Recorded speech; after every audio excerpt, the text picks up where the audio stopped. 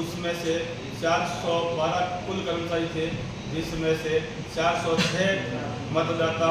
आज की डेट में रजिस्टर्ड है, जिनकी हमने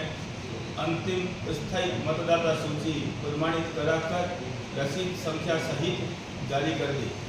जो कि इस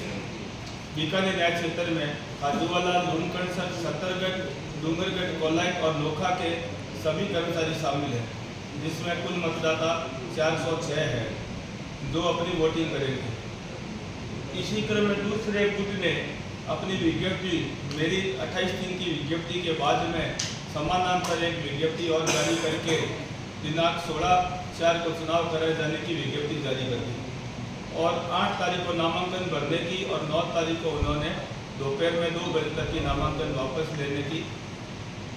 विज्ञप्ति जारी की थी, जैसा उल्लेख किया गया था।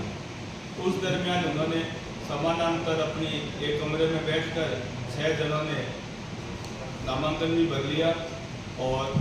स्वेच्छा से स्वयं को निर्वाचित घोषित कर दिया। उस प्रक्रिया के दौरान हमारे साथीगण ने, जिसमें हमारे एक साथी कर्मचारी देवेंद्र सिंह जी मेड़तिया एवं गोपाल कृष्ण जोशी ने भी अपना पर्चा जिलाध्यक्ष के लिए उस 9 तारीख में आवेदन किया था,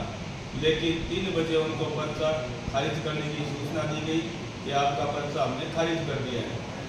तो तथाकथित हमारे 2 प्रत्याशी जो थे, उम्मीदवार थे जिलाध्यक्ष के लिए, उन्होंने अपनी दावेदारी खारिज करने के बाबत चुनाव अधिकारी महोदय से जारी पूछा कि भाई आपने हमारा पर्चा क्यों खारिज किया, तो चुनाव अधिकारी महोदय ऐसा कुछ भी स्पष्ट उत्तर देने में असमर्थ थे या उनकी किसी प्रकार से उनको मैनेज करके उनका मुख बंद कर दिया गया। हमारे साथी प्रत्याशी महोदय ने, जो उम्मीदवार थे जिलाध्यक्ष के लिए, इन्होंने बोला कि भाई हमें पर्चा हमारा खारिज कर दिया, हमें कोई आपत्ति नहीं है, आप हमें इसकी लिखित सूचना दो या लिखित में तो कुछ दो कि हमारा पर्चा इस कारण से खारिज कर दिया ताकि हम भविष्य में कभी चुनाव लड़ें तो हम इन बिंदुओं का ध्यान में रखें पर्चा भरते वक्त। लेकिन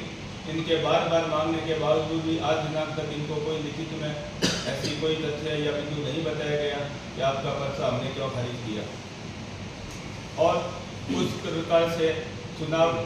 जो थे जिलाध्यक्ष में, उन्होंने अपने को स्वयं को घोषित करके कि मैं जिलाध्यक्ष के लिए एक ही प्रत्याशी बाकी रहा तो मैं जिलाध्यक्ष बन गया और 6 प्रतिनिधि थे, जिसमें से 6 ही पर्चे भरे गए थे और वो अपने को प्रांतीय प्रतिनिधि घोषित करके स्वयं को जिलाध्यक्ष एवं स्वयं को प्रांतीय प्रतिनिधि बन चुके हैं, जो आज की डेट में भी वो 6+7 ही प्रांतीय प्रतिनिधि सहित सदस्य थे। उसी 6 में से श्री विपिन पुरोहित जो भी प्रांतीय प्रतिनिधि उनके साथ में बने थे, उन्होंने अपना इस्तीफा आज से 6 दिन पूर्व लिखित में प्रदेश कार्यालय को एवं संबंधित जिलाध्यक्ष को, माननीय जिला सेशन न्यायाधीश महोदय को भी प्रेषित कर दिया कि मैं ऐसे संगठन में रहने में कोई सहमत नहीं हूँ कि जहाँ पर गुटबाजी और कर्मचारियों के हित के बाबत काम होने हो, लेकिन कर्मचारी आपस में ही पदों के लिए इस प्रकार से ये क्रियाकलाप कर रहे हैं। तो उन्होंने व्यथित होकर अपना इस्तीफा स्वेच्छा से लिखित में प्रेषित कर दिया। तो आज के दिनांक में उनके पास में 5 प्रांतीय प्रतिनिधि और 1 जिलाध्यक्ष है और वो लगातार हमारे